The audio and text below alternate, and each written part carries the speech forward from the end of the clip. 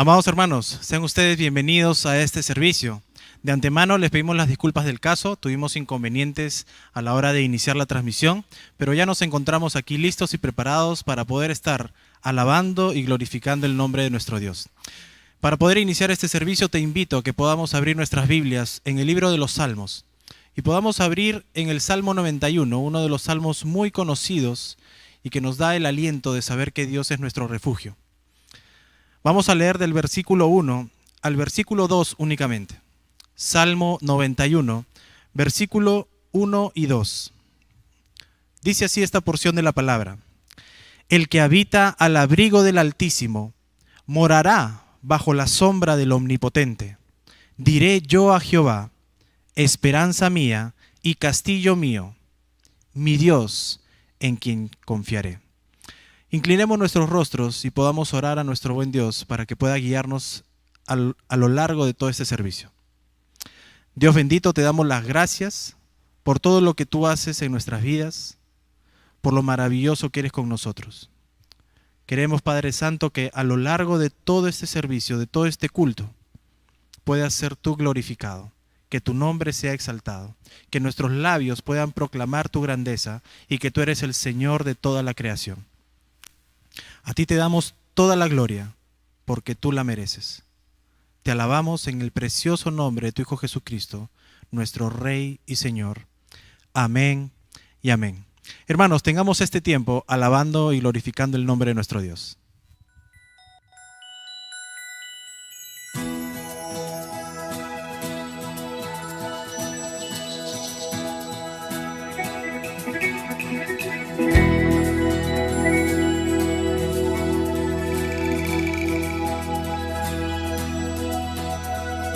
Ven, es hora de adorarle. Ven, abre tu corazón a Él. Ven, ante su trono estamos. Ven, ante la majestad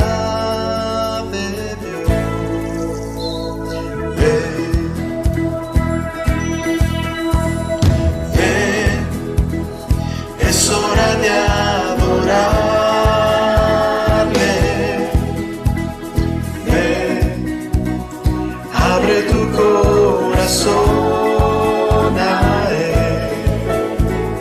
Ven, ante su trono estamos. Ven, ante la majestad de Dios.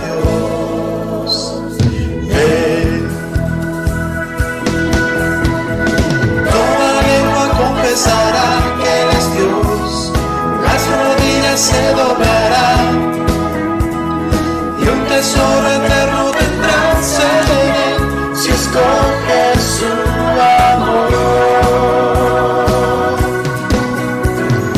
Toda lengua confesará que Él es Dios, las rodillas se doblarán y un tesoro eterno tendrás en Él si escoge su amor. Ven, es hora de adorarle.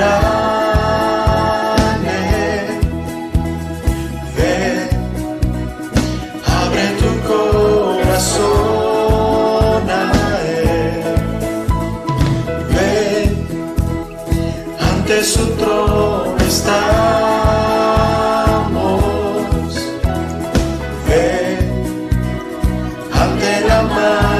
Majestad de Dios. Ven. Toda lengua confesará que Él es Dios, las rodillas se doblarán y un tesoro eterno tendrás en Él si escoges su amor. Toda lengua confesará que Él es Dios, las rodillas se doblarán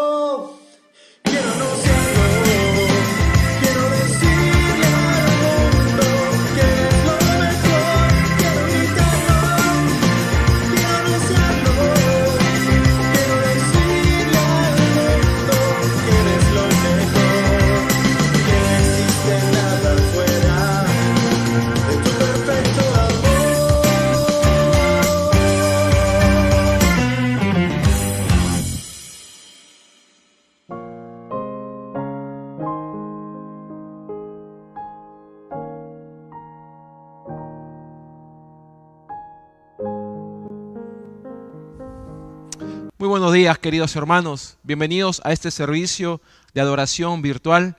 Hoy domingo 17 de enero del año 2021 y siendo un poquito más de las 11 de la mañana, le damos la cordial bienvenida a cada uno de ustedes ahí en sus hogares.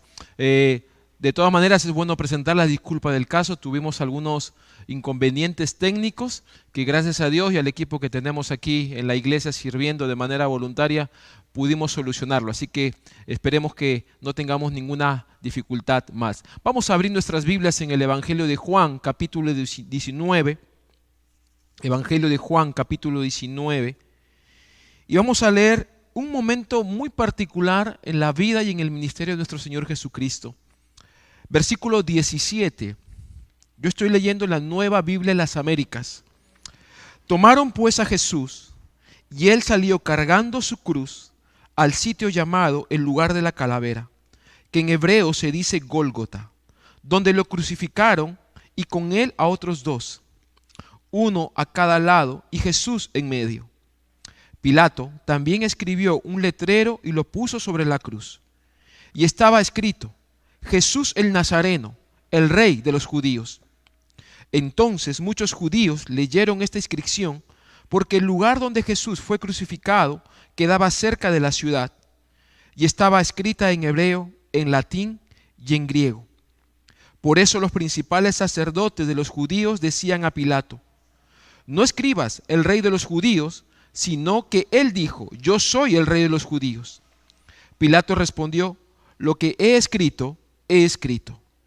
Entonces los soldados, cuando crucificaron a Jesús, tomaron sus vestidos e hicieron 4 partes, una parte para cada soldado, y tomaron también la túnica, y la túnica era sin costura, tejida en una sola pieza.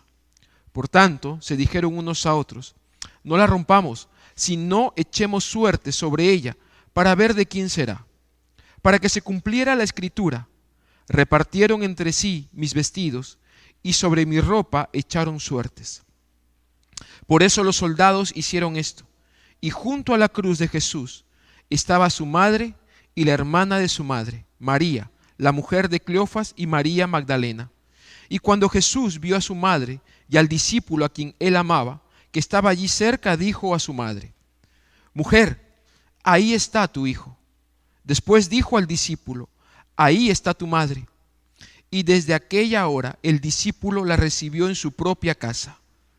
Después de esto, sabiendo Jesús que todo ya se había consumado, para que se cumpliera la escritura, dijo: tengo sed. Había allí una vasija llena de vinagre. Colocaron pues una esponja empapada del vinagre en una rama de hisopo y se la acercaron a la boca. Entonces Jesús, cuando hubo tomado el vinagre, dijo: consumado es. E inclinando la cabeza, entregó el Espíritu. Teniendo como base y como inspiración este relato del evangelista Juan, yo te invito a que puedas cerrar tus ojos y puedas dirigirte a Dios en el nombre de aquel que ofreció su vida por ti y por mí. Vamos a orar. En esta mañana, Señor, queremos dirigirnos a ti, reconociendo que tú eres el Dios de amor, el Dios santo y el Dios justo. Que no hay nadie, Señor, que pueda compararse a ti. Que tú estás por encima de toda la creación y eres infinita y exponencialmente diferente, Señor. Eres único. Te reconocemos como aquel Dios que actúa y todo cuanto hace y es recto. Como ese Dios cuya naturaleza es el amor. Nosotros, seres pecadores, en nuestra condición humana y natural caída, corrompida, reconociendo que sin ti estamos en una condición de culpables y de haber sido condenados. Pero qué bueno, Señor, y qué preciso es esta mañana recordar que por medio de Jesucristo y por el amor de Dios y por el amor del Hijo Jesús, hoy nosotros podemos tener esta libertad y esta confianza de poder entrar a tu trono de gracia y de misericordia y poder no solamente adorarte a través de estos cánticos, sino sobre todo escucharte a ti hablar. Señor, te honramos, te bendecimos y glorificamos tu nombre. Y te pedimos que en toda nuestra vida y en toda circunstancia, tu nombre sea exaltado. Permítenos esta mañana desde nuestros hogares, quizás en la soledad o en compañía de la familia, podamos tener este tiempo de adoración y tiempo de edificación. Glorifica tu nombre. En Cristo Jesús. Amén. Sigamos participando de este servicio de adoración.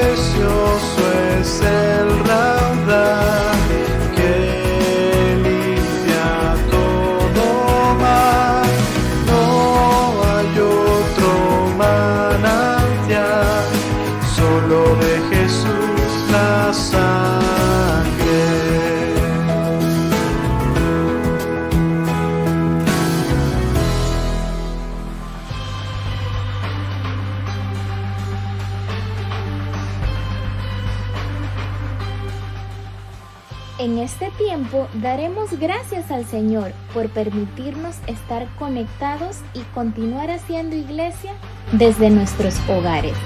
Permanezcamos unidos como familia en Cristo, meditando en su palabra, dependiendo de la oración, alabando su santo nombre y testificando de Él a todos los que nos rodean.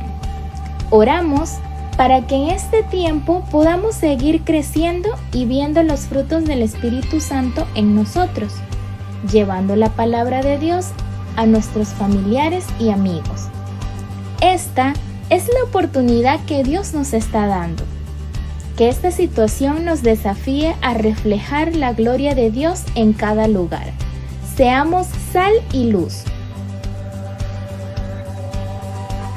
Oramos también para que en cada lugar a donde llegue esta transmisión sea glorificado el nombre de Jesucristo y muchos ojos puedan ser abiertos a la verdad. Por tanto, podemos seguir ofrendando con corazón alegre a nuestro buen Dios y ser partícipes de la obra que Él hace en Breña. A continuación, podrás ver las cuentas de tesorería para los diezmos y ofrendas.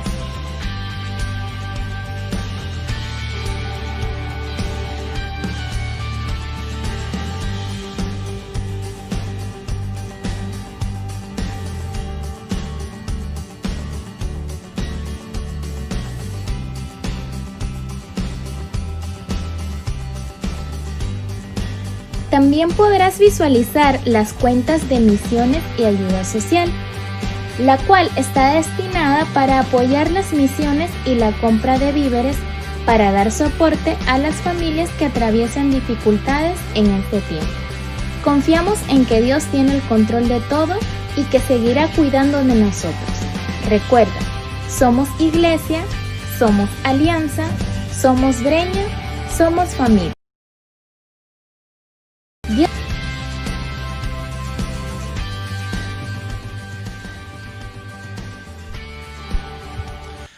Amados hermanos, vamos a orar por este tiempo de gratitud, por los diezmos y ofrendas, no sin antes leer un texto bíblico. El Salmo 145, versículos 14 al 16, va a decir lo siguiente: sostiene Jehová a todos los que caen y levanta a todos los oprimidos. Los ojos de todos esperan en ti, y tú les das su comida a su tiempo. Abres tu mano y colmas de bendición a todo ser viviente. Oremos en este tiempo de gratitud. Padre bendito, agradecerte, Señor, por tu misericordia, por tu bondad, porque ciertamente este texto bíblico nos muestra que tú siempre sostienes a aquellos que se acercan confiadamente ante tu presencia, que depositan toda su confianza en ti. Dice tu palabra que tú estás allí para socorrerlos. Y te agradecemos, Señor, porque hasta este momento tú has guardado nuestras vidas y has sustentado, Señor, nuestros hogares. Dada la circunstancia y la situación que aún seguimos pasando con esta pandemia, tú sigues permaneciendo fiel. Y te agradecemos por tu infinito amor hacia nosotros. Sigue bendiciendo, Señor, a tu iglesia en Breña. Te alabamos y glorificamos tu nombre. En Cristo Jesús. Amén. Amados hermanos, antes de tener el tiempo de meditar en la palabra de Dios, cantemos y alabemos a nuestro buen Padre.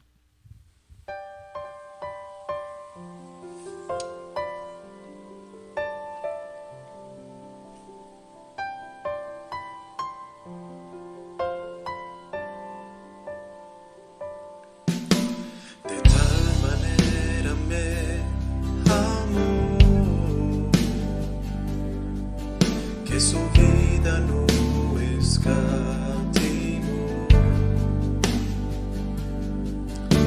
hasta el final Él se entregó, y a la muerte fue porque Él me amó. De tal manera me amó,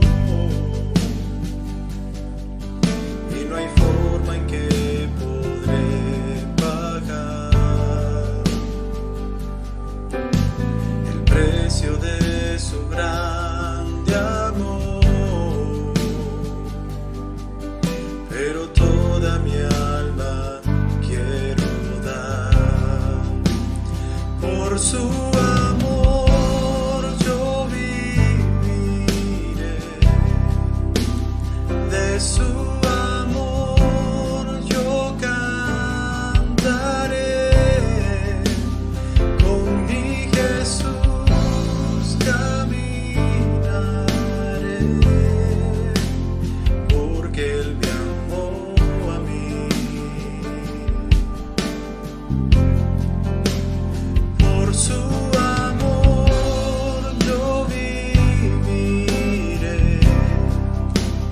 Jesús.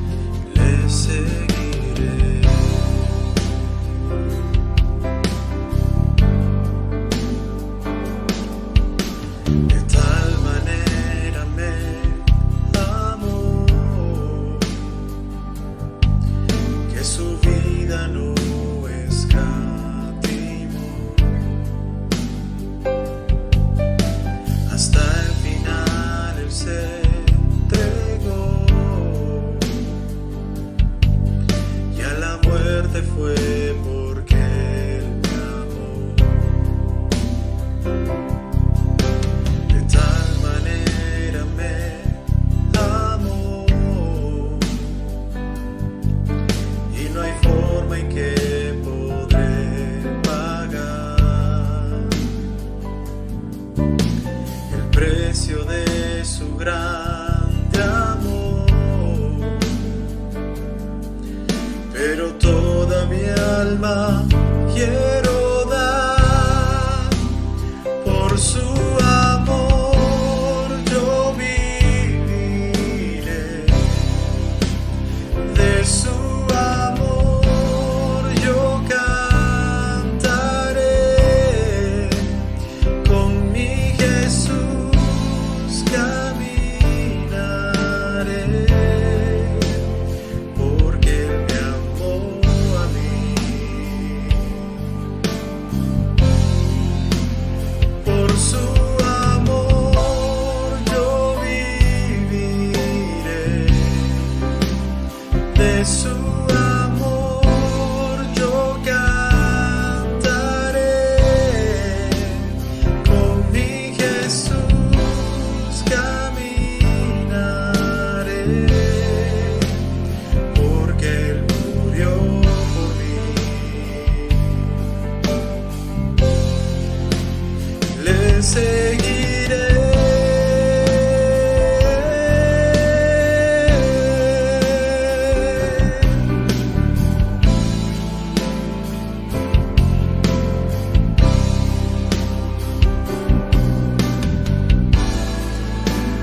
Por su amor yo viviré. De su amor yo cantaré, con mi Jesús caminaré, porque Él me amó a mí. Por su amor yo viviré. De su amor yo cantaré, con mi Jesús caminaré, porque Él murió por mí. Le seguiré.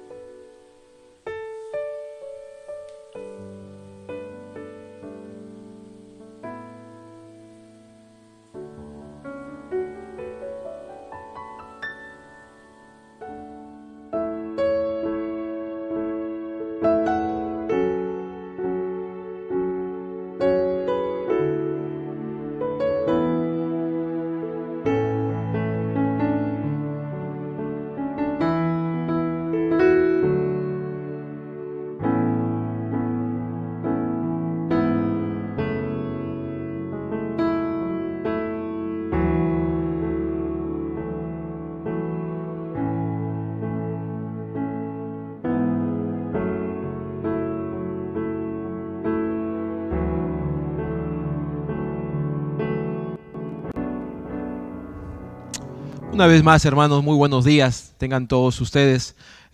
Habiendo ya superado todas las dificultades, vamos a introducirnos a este momento de poder considerar algunos consejos y algunas afirmaciones de Dios en su palabra.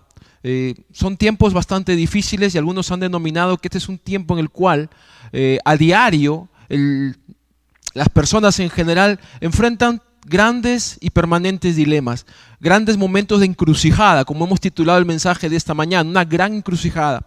¿Y a qué me refiero con esto? Un dilema o una encrucijada es un momento en el cual uno tiene que tomar una decisión frente a una circunstancia desconocida, desfavorable en gran parte, ¿no? Y a diario creo que las personas estamos enfrentando estos momentos de incertidumbre, no saber qué hacer, si salir o no salir, si subir a un autobús o no subir, etcétera, etcétera.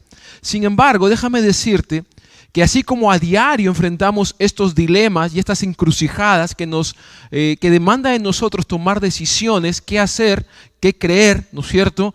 Pues el Evangelio también nos presenta una gran encrucijada. Y permíteme esta mañana compartirte un poco acerca de este dilema, de esta encrucijada en la cual estamos toda la humanidad y en particular el Evangelio nos lo revela. Hasta aquí hemos visto dos asuntos importantes en relación a lo que es el Evangelio. Recuerda que nuestra serie es una serie instructiva que lleva como título Conociendo y Compartiendo el Evangelio. Y aquellos que ya tenemos muchos años en la fe, creo que esta serie nos va a ayudar a revisar nuestros fundamentos cristianos, nuestros fundamentos de conversión, y aquellos que quizás no han tomado ninguna decisión frente a esto que Dios tiene que decir a la humanidad, yo creo que va a ser importante que puedan considerarlo para sus vidas.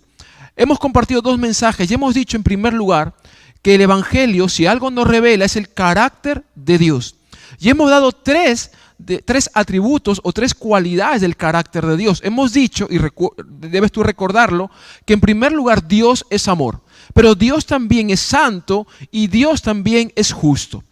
La segunda semana compartimos acerca de que el Evangelio también revela el carácter de la humanidad. Y dijimos dos aspectos importantes de este carácter de la humanidad: que la humanidad ha caído y está corrompida. Y en segundo lugar, que la humanidad ha sido hallada culpable y en consecuencia ha sido condenada. Y esta es la gran encrucijada que el Evangelio nos plantea. ¿Qué vamos a hacer tú y yo frente a esta situación? Un Dios de amor, un Dios que es santo, un Dios que es justo, y una humanidad cuya condición moral y espiritual delante de Dios es caída, es corrompida, ha sido hallada culpable y está condenada. ¿Qué vamos a hacer frente a esta realidad? Quizás la mayoría de la humanidad no tenga la menor idea de lo que va a hacer, o a lo mejor ya decidieron qué hacer frente a esto que Dios nos plantea a través del Evangelio. Sin embargo, la Biblia nos revela qué es lo que Dios ha hecho. Dios no se ha quedado de brazos cruzados esperando que nosotros, los seres humanos, tomemos una acción o finalmente tomemos una decisión frente a esta realidad. Dios, en su amor y en su justicia, ya ha actuado. En su justicia, y déjame decirte y anunciarte lo que Dios ha hecho frente a este dilema, frente a esta realidad del ser humano y de la humanidad en general. En su justicia, Dios ha condenado a la humanidad y ha demandado el precio del pecado nuestro que ha ofendido a Dios. Eso ha hecho Dios en su justicia. Nos ha condenado por nuestro pecado. Pero en su amor, Dios ha cargado con el peso del pecado de toda la humanidad. Y no solamente ha cargado con el peso del pecado, sino que la Biblia nos dice que además Dios mismo ha sufrido el castigo que merecíamos nosotros recibir, y además de eso murió por cada uno de nosotros. Y esta es la gran noticia que el Evangelio tiene para la humanidad. Estas son las buenas nuevas que el Evangelio anuncia. Jesús dijo lo siguiente: yo soy el camino, la verdad y la vida. Nadie viene al Padre si no es por mí. En este versículo que está en Juan capítulo 14, versículo 6, el Señor Jesús afirma dos cosas. En primer lugar, Jesús expone la razón de su nacimiento, de su muerte y de su resurrección. Él vino a este mundo para acercarnos a Dios. Él murió en la cruz para acercarnos a Dios, para trazarnos el camino de cómo poder llegar a Dios. Pero en segundo lugar, ¿no es cierto? Ya lo hemos dicho, Jesús también afirma en esta declaración que Él es el medio para llegar a Dios. No hay otro camino. No hay otra alternativa para la humanidad pecadora que solamente Cristo Jesús. Jesús es el camino para llegar al Padre. Y esta es la gran noticia que el Evangelio tiene para nosotros, que en su gracia y en su misericordia Dios proveyó una salida para la gran encrucijada y para el gran problema y dilema que tiene el hombre frente a su condición moral y espiritual. Es Jesucristo, el Hijo de Dios. El Hijo de Dios derramó su sangre en la cruz a favor de toda la humanidad. En Hebreos el capítulo 9, versículo 22, el autor de este libro dice lo siguiente: sin derramamiento de sangre no hay perdón. Y es que el Hijo de Dios tenía que morir para que la obra de redención, del plan de Dios de redención, se cumpla y se lleve a cabo. Y en primer lugar, y permíteme decirte qué es lo que el Evangelio también nos permite conocer: que Cristo en primer lugar es nuestro sustituto. Un sustituto es aquella persona que es que reemplaza a otro por presentar las mismas cualidades. Lo que la Biblia está diciendo es que el amor del Padre, el amor de Dios, el Padre, lo movió a entregar a su Hijo Jesucristo como sacrificio por nuestros pecados. Fíjate cuánto es que Dios nos ama, que estuvo dispuesto a renunciar a su único Hijo, a su propio Hijo, por amor a nosotros, para que tú y yo tuviésemos la oportunidad de acercarnos a Él. Pero también tenemos que hablar del amor del Hijo Jesús, cuyo amor lo movió a entregarse a sí mismo. Él mismo se ofreció de manera voluntaria para ir a la cruz y morir por nosotros. Deberíamos recordar pasajes muy conocidos como Juan 3:16. De tal manera amó Dios al mundo que dio a su único Hijo Jesucristo. O podríamos recordar Juan capítulo 15, versículo 13, donde el apóstol Juan nos recuerda las palabras de Jesús. Nadie tiene mayor amor que este, ¿no es cierto?, que uno dé la vida por sus amigos. O lo que dice también la primera epístola del apóstol Juan, capítulo 4, versículo 8, que en esto se manifestó el amor de Dios en nosotros, en que Dios ha enviado a su único Hijo al mundo para que vivamos por medio de Él. A todo esto, a esto que Dios ha hecho, a esto que el Hijo Jesús ha hecho a favor nuestro, motivado y producto de su amor, en la doctrina cristiana se le conoce como la expiación sustitutiva, el pago en reemplazo de. Quiere decir que Jesucristo murió en representación de toda la humanidad que había pecado. Recuerda lo que hemos dicho semanas anteriores. El carácter de la humanidad es un carácter de desagrado delante de Dios. Todos los hombres, dice Romanos capítulo 3, somos pecadores y por tanto no alcanzamos la gloria de Dios. Hemos sido destituidos de la gloria de Dios. Y como dice Romanos, el apóstol Pablo en Romanos capítulo 6, versículo 23, nos recuerda que el precio, que el pago por nuestros pecados, ¿no es cierto?, es la muerte.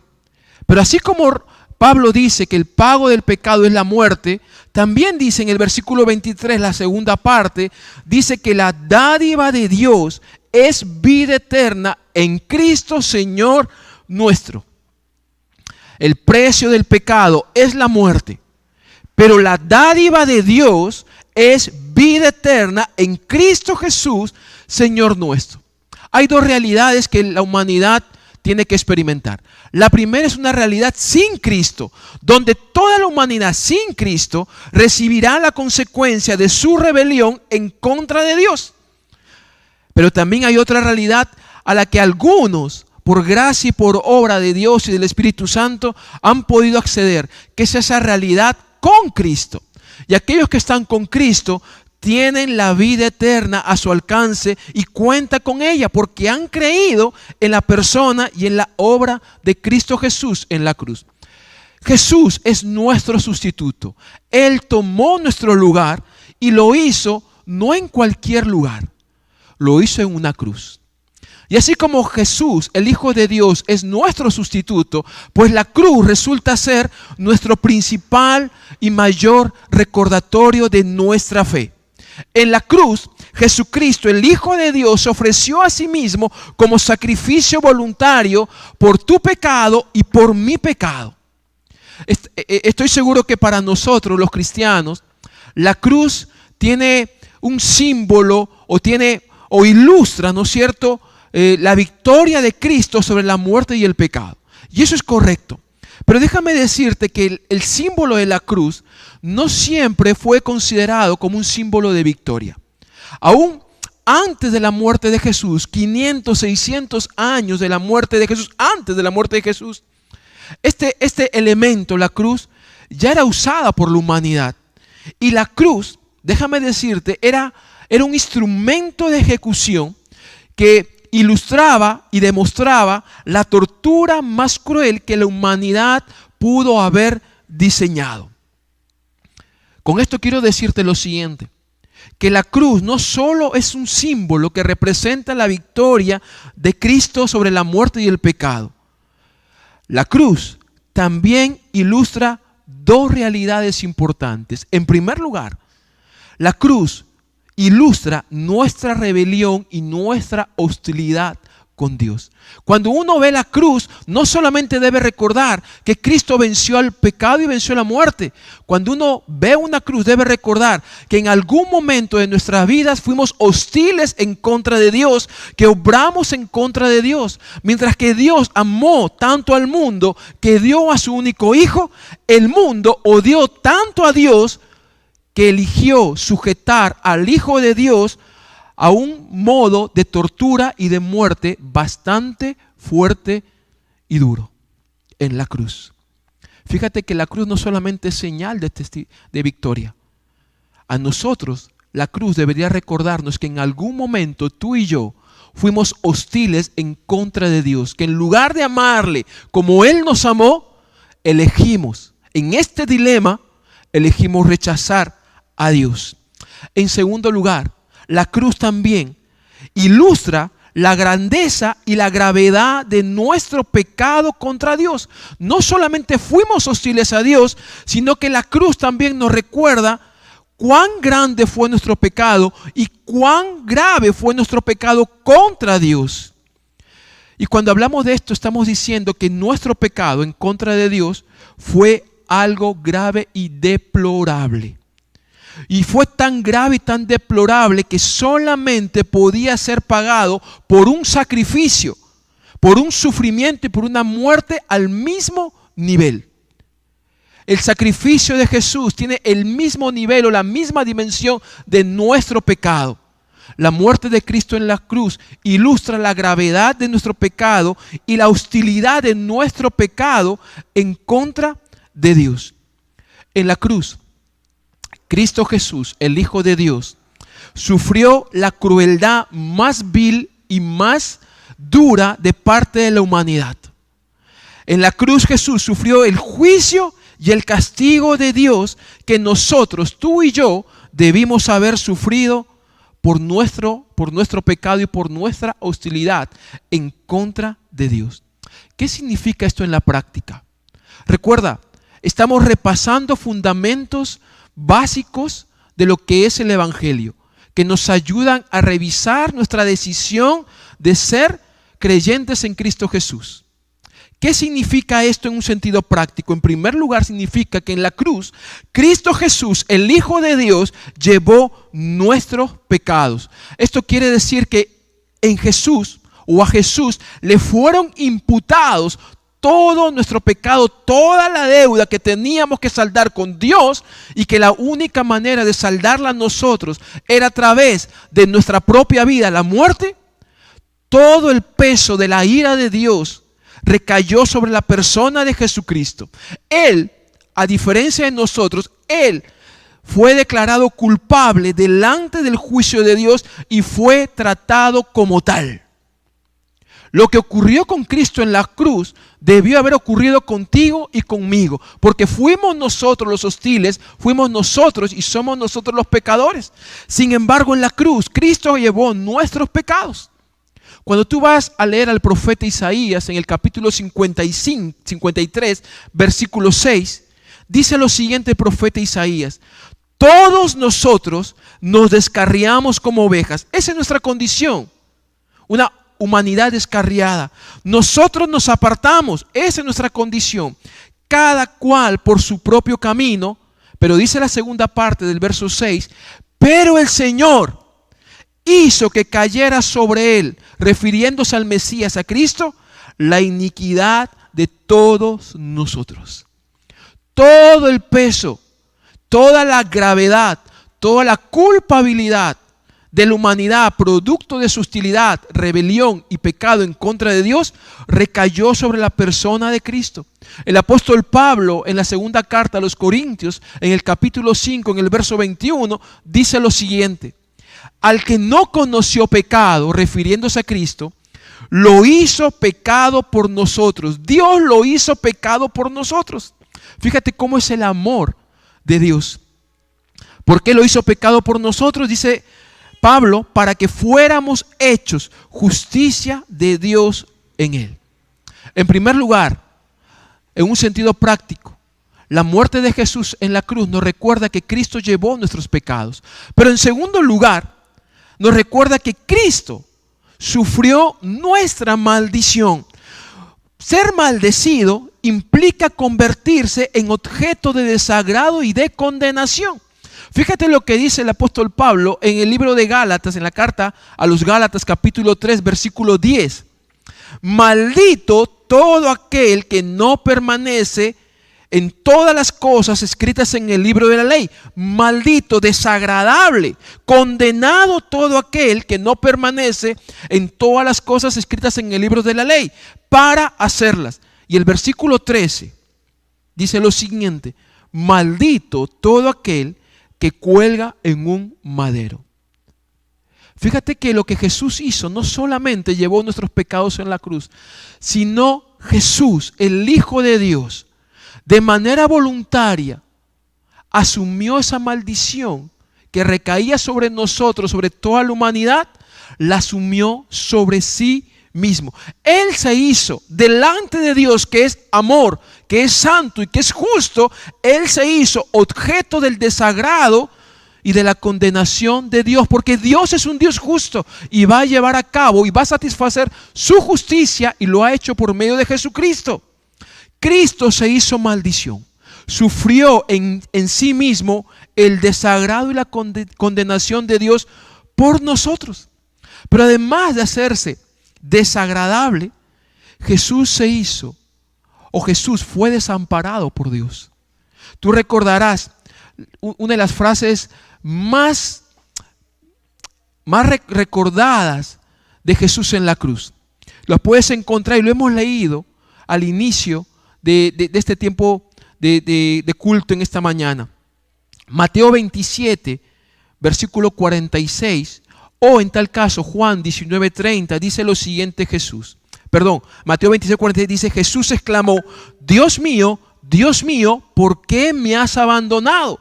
En la cruz el Señor Jesús fue abandonado, fue desamparado, estuvo separado, y por unos instantes durante su muerte fue destituido el favor de la presencia de Dios y de su comunión. ¿Por qué? Porque Dios es un Dios santo.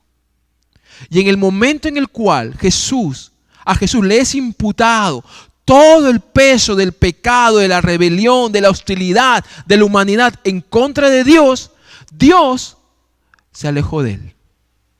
Dios mío, dijo Jesús, ¿por qué me has abandonado? El profeta Isaías en el capítulo 59, versículo 2, dice lo siguiente: pero en las iniquidades de ustedes han hecho separación entre ustedes y Dios, y los pecados le han hecho esconder su rostro, el rostro de Dios, para no escucharlos. En la cruz Jesús llevó nuestros pecados, pero en la cruz Jesús también sufrió nuestra maldición. En tercer lugar, Cristo Jesús en la cruz sufrió en sí mismo la ira de Dios por todos nosotros. ¿Qué es la ira de Dios? Yo estoy seguro que en algún momento de nuestras vidas, y en particular en estos últimos meses de pandemia, de seguro que tú y yo nos hemos enojado. Pero no estamos hablando de que Dios se enojó. La ira de Dios es el resultado de su santidad, su justicia y amor por todo aquello que Dios considera bueno, agradable y santo. La manera como la Biblia expresa la respuesta de Dios frente a todo lo malo, a todo aquello que es considerado pecado y que atenta contra la santidad de Dios, en la Biblia se denomina la ira de Dios. Quiere decir que Dios no solamente rechaza lo malo, sino que Dios aborrece lo malo y el pecado. Dios va en contra de todo aquello que está en contra de su santidad. Y si el hombre peca, el hombre y la humanidad termina siendo objeto de la ira de Dios. Y cuando el hombre peca, lo que está haciendo en un sentido práctico y muy claro es desafiar a Dios en cuanto a su santidad, en cuanto a lo que Él es. Hacer esto no solamente es rebelarse, es además violar la voluntad de Dios, y es de manera voluntaria entregarse al mal. Fíjate que cuando el profeta Jeremías ahora En el capítulo 25, en el versículo 15 dice lo siguiente: porque así me ha dicho el Señor, Dios de Israel, toma mi mano esta copa del vino del furor y haz que beban de ellas todas las naciones a las cuales yo te envío. Y fueron también palabras muy parecidas a las del Señor Jesús estando en el huerto de Getsemaní. Mateo capítulo 26, el versículo 39, Jesús dice lo siguiente: Padre mío, si es posible que pase de mí esta copa. En ambos pasajes de Jeremías y de Mateo, cuando se hace alusión a esta copa de furor, a esta copa amarga, está haciendo alusión a la ira de Dios, a la respuesta de Dios frente al pecado de la humanidad. Y Jesús sabía que este era un trago amargo de beber. La ira de Dios no es para nada agradable. Si quieres, si es posible, pasa de mí esta copa, pero no sea como yo quiero, sino como tú quieras. Versículo 42. Apartándose de nuevo, Jesús oró por segunda vez y dijo: Padre mío, si esta copa no puede pasar sin que yo la beba, hágase tu voluntad. Lo que está diciendo este pasaje es que el Señor Jesús, de manera voluntaria, eligió tomar de esta copa de la ira de Dios y asumirla sobre sí mismo. Cristo no solamente llevó nuestros pecados, sino que Cristo además sufrió la ira de Dios en sí mismo. En cuarto lugar, a lo que tú debes considerar es que Cristo también murió en nuestro lugar.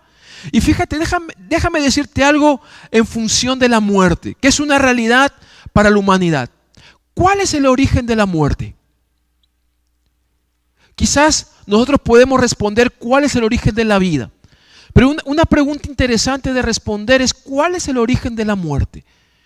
Mira, y esto es interesante, por lo menos para mí fue muy interesante. Cuando uno busca cuál es el origen de la muerte, la única respuesta lógica la brinda la Biblia. El origen de la muerte es el juicio de Dios, producto de la desobediencia y de la rebelión del hombre en contra de Dios. ¿Recuerdas Génesis capítulo 3, versículo 19?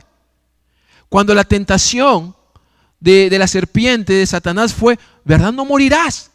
Y resultó siendo que de verdad morirían.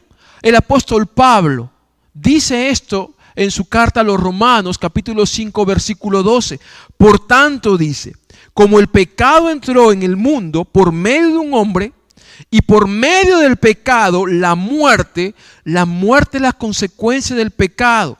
La muerte es el resultado del juicio de Dios a la desobediencia del hombre. Así también, dice Pablo en el versículo 12 de Romanos 5, la muerte se extendió a todos los hombres porque todos pecaron. ¿Qué es la muerte? Además del resultado del juicio de Dios, producto de la desobediencia de la humanidad, la muerte, déjame decirte, que no era parte del diseño original, del plan original ni natural de Dios en cuanto a la creación. Tú lee Génesis antes del capítulo 3 que habla acerca de la desobediencia del hombre. La muerte no era parte del plan de Dios. La muerte resultó siendo parte del juicio de Dios sobre las personas, producto de su pecado. La muerte es una realidad irreversible para el hombre. No hay manera de que el hombre pueda devolverle la vida a una persona que ya murió. La muerte es un asunto irreversible para la humanidad. Podrán encontrar la vacuna para el COVID y para otros virus más, pero la única respuesta, la única solución para la muerte no la tiene el hombre. Dice la Biblia que la única solución y vacuna contra la muerte la tiene Dios, y Dios la ofreció por medio de Cristo, su Hijo, a quien dio en la cruz, lo ofreció en la cruz de manera voluntaria. El apóstol Pedro en su primera carta, capítulo 3, versículo 18, dice lo siguiente: porque también Cristo murió por los pecados una sola vez, el justo por los injustos, para llevarnos a Dios, muerto en la carne, pero vivificado en el Espíritu. Cristo no solo murió como mártir, dijo alguien, murió sobre todo como redentor de una humanidad pecadora. Por eso es que el Señor Jesús, en Juan capítulo 19, versículo 30, dice las siguientes palabras: consumado es. Que en el griego quiere decir telestai. Se ha completado todo lo que Dios ha planeado. ¿Cuál fue el plan de Dios que se completó con la muerte del Señor Jesús en la cruz? El plan de redención para toda la humanidad. Desde el momento que la humanidad cayó en el huerto del Edén, Dios comenzó a llevar a cabo un plan de salvación, un plan de redención que terminó por cumplirse en la cruz con la persona de Cristo, su Hijo. Consumado es, dijo Jesús. Se completó el plan. Pero Cristo no quedó en la cruz ni quedó en la tumba. La Biblia declara y afirma que Cristo resucitó. Y déjame decirte que la resurrección, a diferencia de otras religiones, ¿no es cierto?, pues nuestro Señor resucitó.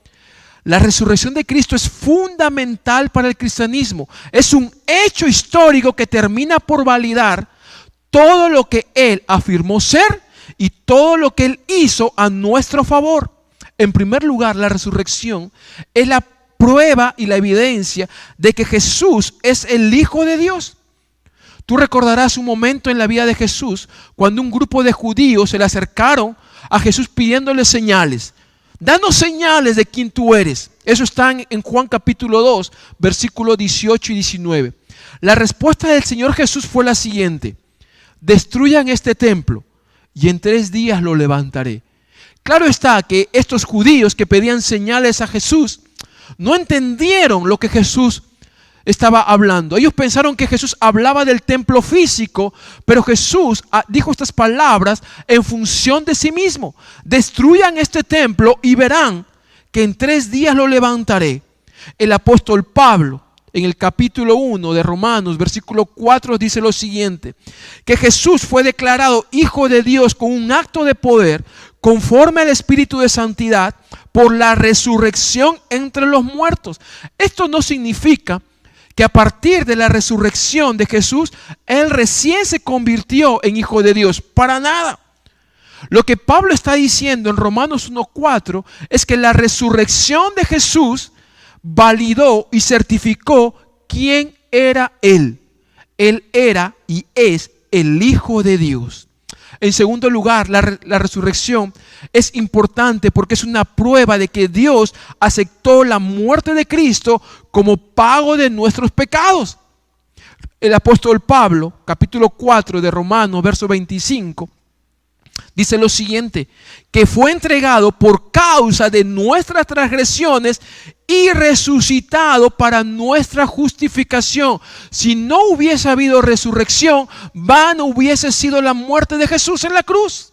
Pero la verdad, y esto es lo que el Evangelio anuncia, es que Cristo no solamente murió, sino que Cristo resucitó como una prueba de que Dios aceptó el pago por nuestros pecados.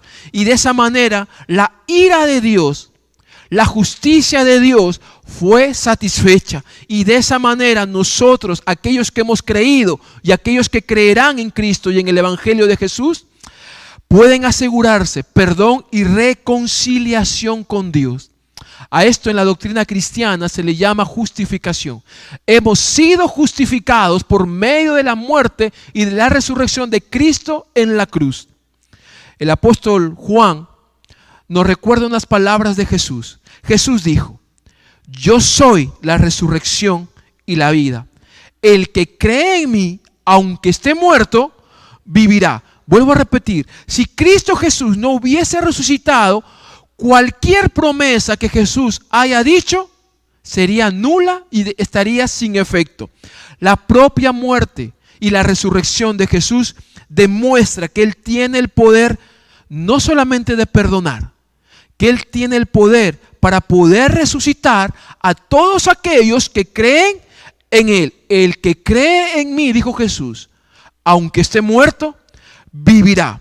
Y el apóstol Pablo, en la primera carta a los Corintios, en el capítulo 6, en el versículo 14, también lo recuerda. Y Dios dice que resucitó al Señor, también nos resucitará a nosotros, refiriéndose a los que han creído mediante su poder. En cuarto lugar, fíjate qué tan importante es la resurrección. La resurrección es prueba de que el mundo tiene un Señor y un juez. Y es que lo que la Biblia afirma acerca de Jesús es que Él no solamente murió, no solamente resucitó, sino que dice el apóstol Pablo en Filipenses capítulo 2, del verso 9 al 11, que el Señor Jesús fue exaltado a lo sumo, fue colocado en una posición de eminencia. Y no solamente fue colocado en una posición de eminencia, sino que además fue hecho Señor y juez de toda la creación. Hechos capítulo 2, en la primera predicación del apóstol Pedro, luego de haber sido dotado con el poder del Espíritu Santo, el apóstol Pedro se para en la plaza y anuncia lo siguiente: sepan pues con certeza toda la casa de Israel que a este Jesús a quien ustedes crucificaron, recién habían pasado pocos días de la muerte y de la resurrección de Jesús, Dios lo ha hecho Señor y Cristo. Si avanzas al capítulo 17 del libro de los Hechos, nuevamente se recuerda lo siguiente.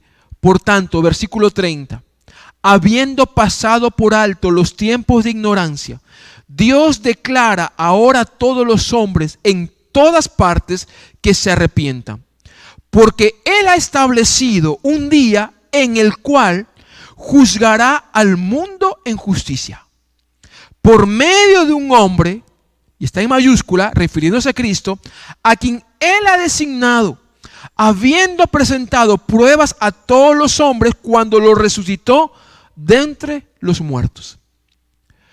Creo que cuando uno llega a este punto, uno tiene que traer a memoria lo dicho por el salmista David. ¿Qué ocurrió en la cruz? Y fíjate que David lo dice de una manera bastante poética. ¿Qué ocurrió en la cruz? Salmo 85, versículo 10. La misericordia y la verdad se encontraron. La justicia y la paz se besaron. El Evangelio no solamente nos revela quién es Dios, amor, santo, justo. El Evangelio también nos revela quiénes somos nosotros. Hemos caído, estamos corrompidos, hemos sido hallados culpables, estamos condenados. El Evangelio también nos pone al tanto de que ante esta situación, ante este gran dilema de la humanidad, de una condición pecaminosa y sin solución en sí misma, Dios no se quedó de brazos cruzados. En su amor proveyó a Jesucristo, su Hijo.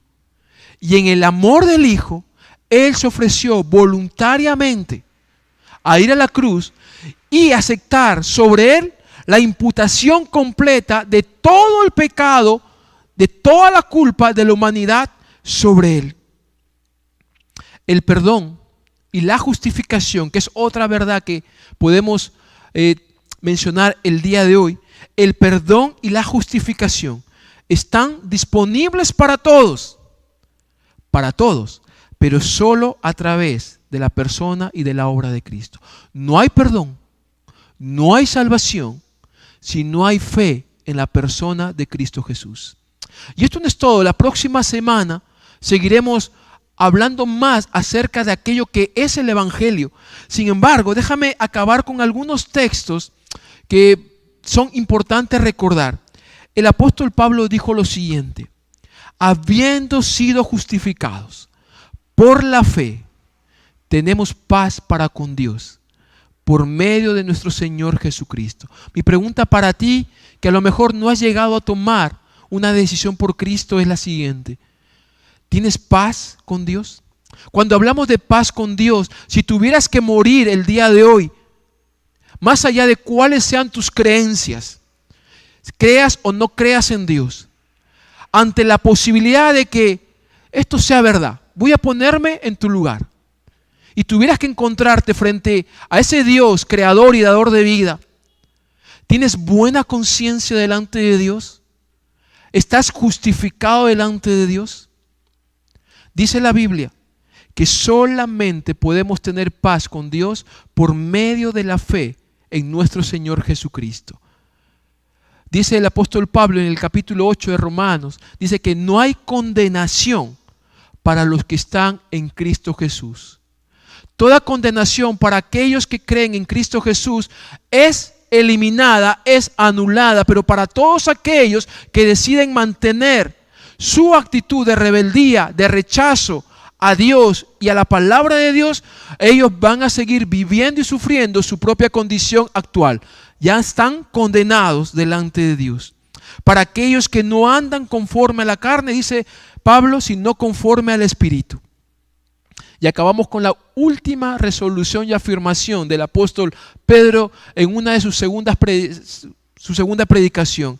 En ningún otro hay salvación, porque no hay otro nombre bajo el cielo dado a los hombres en el cual podamos ser salvos. La pregunta que yo te hago es, ¿qué vas a hacer tú? ¿Qué vas a hacer tú que conoces ya a Cristo? ¿Qué vas a hacer tú que ya conoces el Evangelio y que ya tienes una vida cristiana? El mundo necesita una respuesta a su conflicto con Dios. Yo me dirijo a ti en primer lugar, que ya eres un cristiano, un hijo de Dios.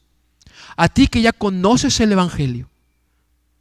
A ti que tú ya has disfrutado y disfrutas del perdón a tus pecados.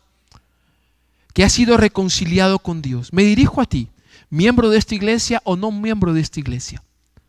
¿Seguirás manteniendo guardada o en secreto esta buena nueva de salvación? El mundo necesita. Quizás no merezca el mundo recibir esta buena noticia porque ha ofendido a Dios, pero el mundo, la humanidad necesita conocer que Dios amó al mundo, que dio a su único hijo. Tenemos dos opciones ante este dilema. O nos quedamos callados o comenzamos a abrir nuestras bocas y a compartir el Evangelio de Cristo. ¿Somos indiferentes a la necesidad y a la condición espiritual del mundo? ¿O nos involucramos en la misión de Jesús y pagamos el precio que ello implica? Tú eliges. Pero aquellos que no conocen a Cristo Jesús, déjame decirte una mala noticia. Que si tú no tienes a Cristo en tu corazón, si tú no le has rendido a Jesús tu vida, si no le has entregado tu vida a Él y te has puesto a cuentas con Él, tu destino eterno es un destino de muerte. Tú estás separado de la gloria de Dios. Y la buena noticia que tengo para ti es que Dios te ama tanto, que dio a su único Hijo, Jesucristo, para que todo aquel que en Él crea, y ojalá seas tú uno de ellos, pueda ser reconciliado con Dios. Yo te invito a que en esta mañana, ahí donde estás, puedas tomarte un tiempo de reflexión a solas y puedas preguntarte, si tuvieras que enfrentar la realidad de la muerte, que es irreversible para la humanidad, pero no es irreversible para Dios. Dios tiene una respuesta para la muerte. Vamos a orar. Gracias te damos, Señor, por tu palabra y gracias por Jesucristo tu Hijo, quien de manera voluntaria fue a la cruz, llevó nuestros pecados, sufrió la ira de Dios, resucitó. Permítenos recordar día a día el precio que Cristo pagó por nosotros y vivir en función de ese sacrificio y de esa resurrección. Oramos, Señor, por aquellos que han tenido la oportunidad de escuchar este mensaje. Que tu Espíritu Santo trate con ellos. Que tu Espíritu Santo les haga consciente de su condición delante de Dios y sea el Espíritu Santo quien les persuada a buscarte y a ponerse a cuentas contigo. En el nombre de Cristo, nuestro Señor y nuestro Salvador. Amén. Amén. No te desconectes. Aún todavía queda un tiempo más de este servicio. Tenemos una ceremonia de bautismo, así que te invitamos a participar de este tiempo. Dios te bendiga.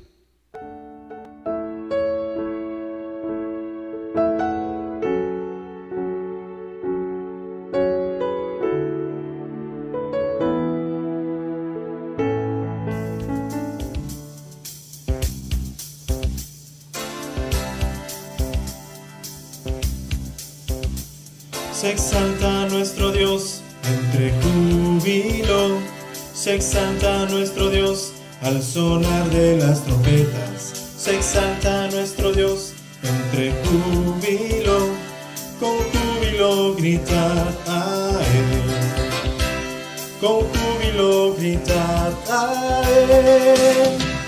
Se exalta nuestro Dios entre júbilo, se exalta nuestro Dios al sonar de las trompetas, se exalta nuestro Dios entre júbilo, con júbilo gritad a Él, con júbilo gritad a Él, con trompetas hay que celebrar y aplaudamos a nuestro Señor.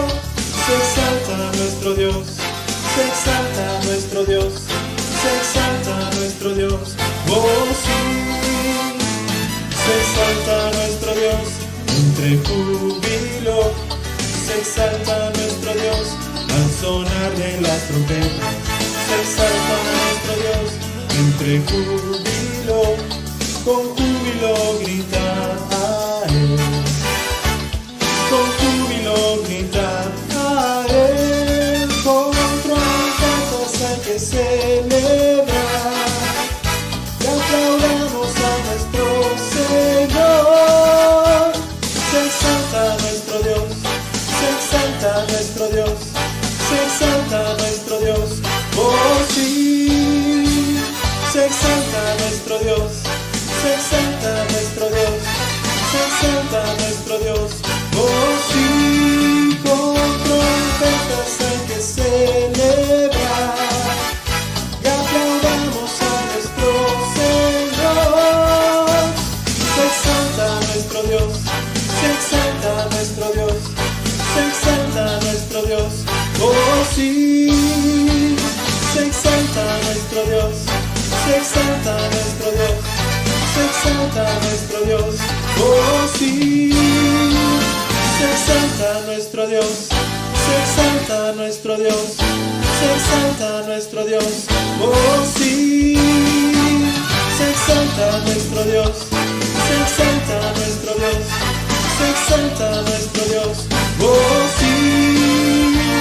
Mi ser alaba al Señor y se goza mi espíritu en Jesucristo. Mi ser alaba al Señor y se goza mi espíritu en Dios, pues sus obras son poderosas, con su espíritu Él me guiará.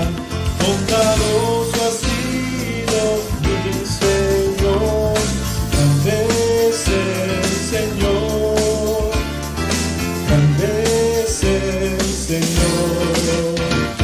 Mi ser alaba al Señor y se goza mi espíritu en Jesucristo.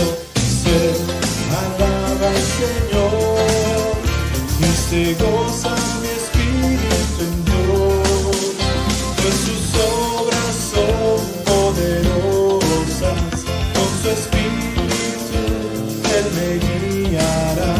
Bondadoso ha sido mi Señor, grande es el Señor, grande es el Señor.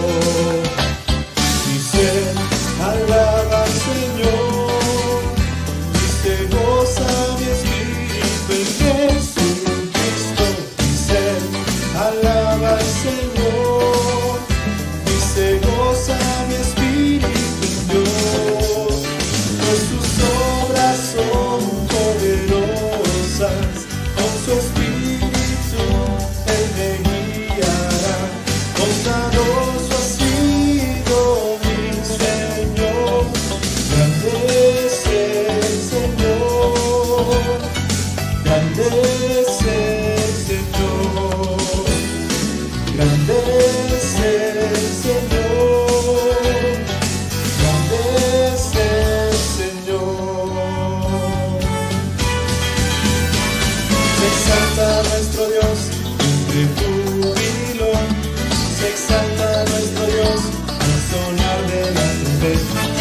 se exalta nuestro Dios.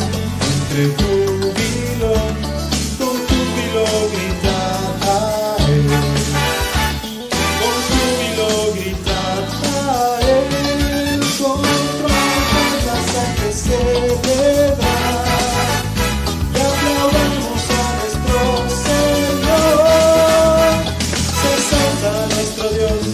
Se exalta nuestro Dios. Se exalta nuestro Dios. Oh sí. Se exalta nuestro Dios. Se exalta nuestro Dios. Se exalta nuestro Dios. Oh sí. Se exalta nuestro Dios. Se exalta nuestro Dios. Se exalta nuestro Dios. Oh sí. Se exalta nuestro Dios. Se exalta nuestro Dios. Se exalta nuestro Dios. Oh sí.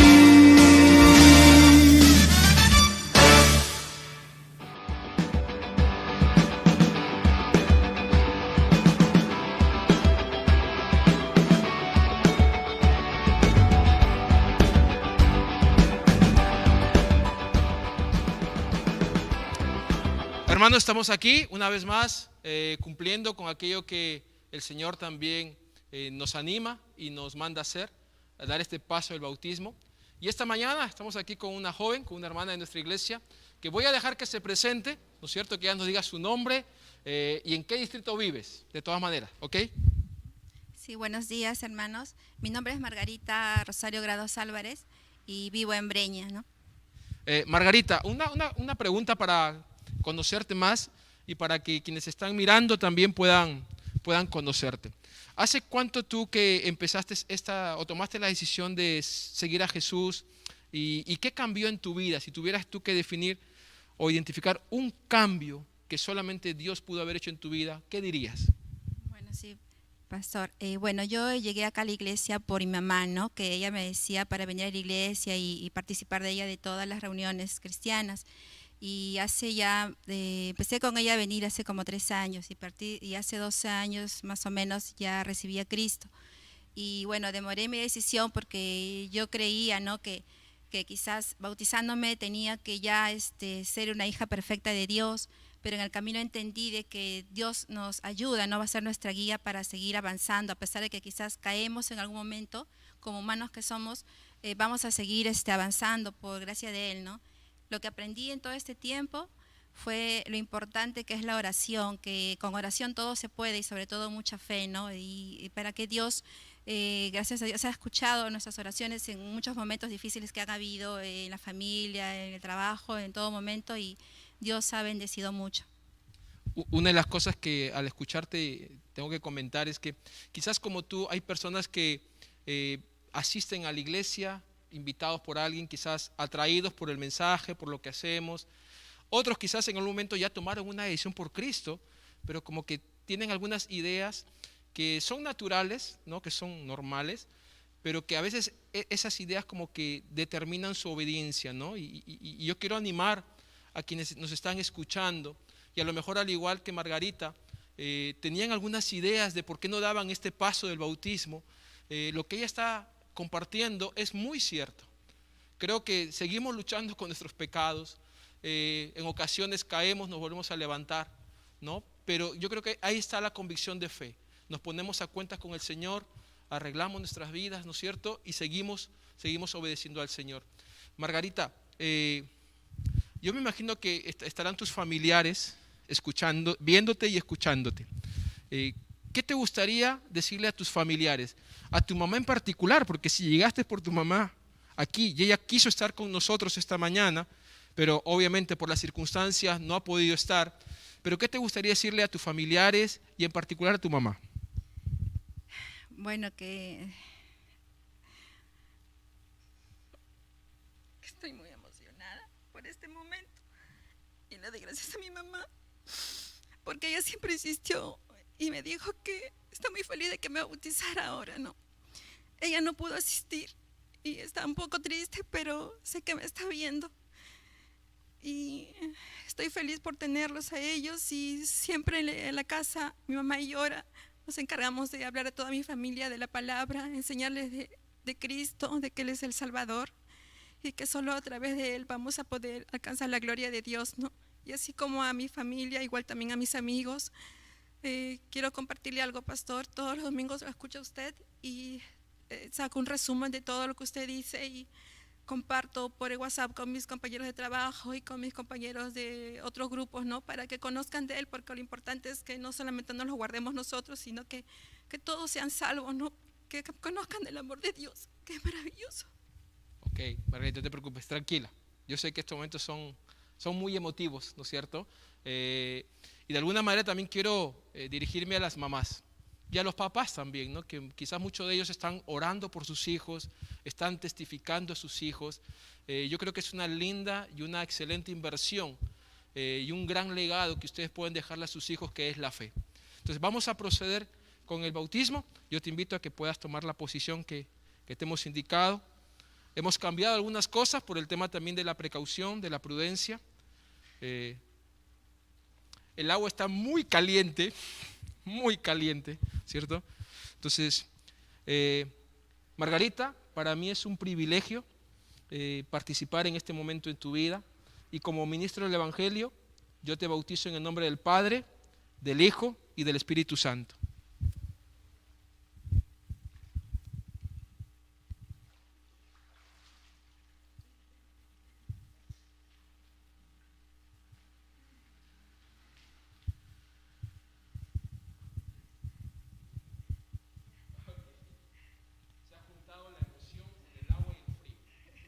Sigamos participando, hermanos, de este tiempo especial de culto.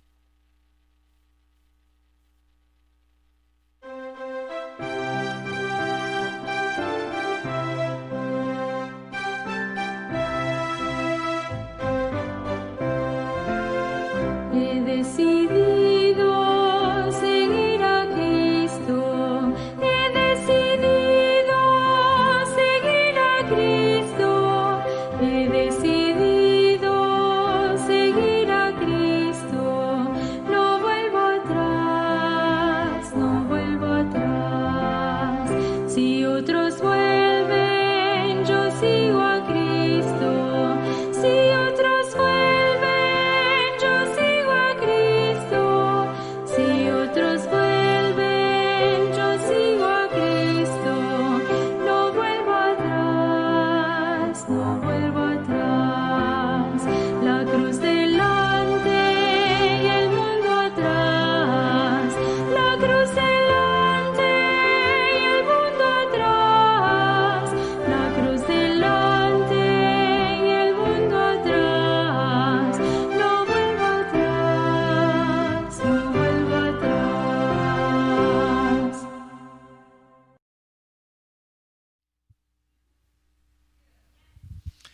Amados hermanos, hemos terminado nuestro servicio con broche de oro con esta ceremonia de bautismo, así que les invitamos a que podamos seguir orando por nuestros hermanos que están dando esta muestra pública de su fe. Vamos a despedirnos de este servicio con el pastor Adrián aquí. Juntos les decimos bendiciones, hermanos. Chao, chao.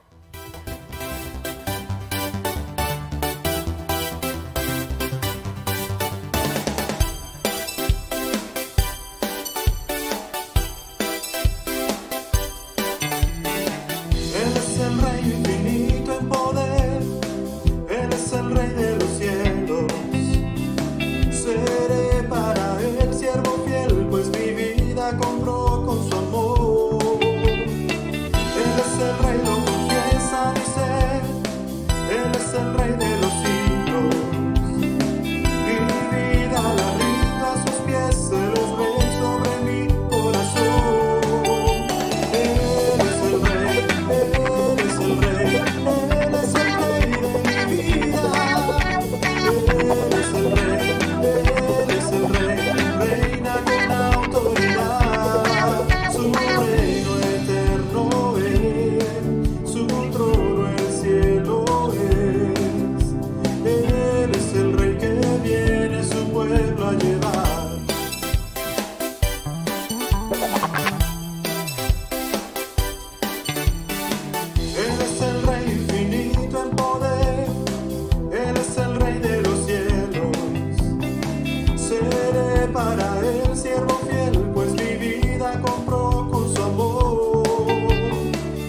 Él es el rey, lo confiesa mi ser.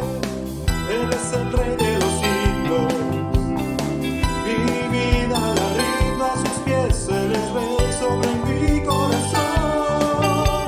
Él es el rey, Él es el rey, Él es el rey de mi vida. Él es el rey, Él es el rey, reina con autoridad. Su reino eterno es, su trono el cielo es.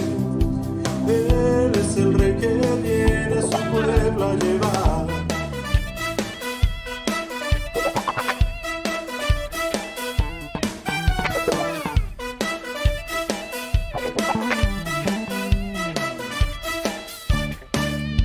Él es el rey, Él es el rey, Él es el rey de mi vida. Él es el rey, Él es el rey, reina con autoridad. Su reino eterno es, su trono el cielo es. Él es el rey que viene a su pueblo a llevar. Él es el rey, Él es el rey, Él es el rey de mi vida. Él es el rey, Él es el rey, reina con autoridad. Su reino eterno es, su trono el cielo es. Él es el rey que viene a su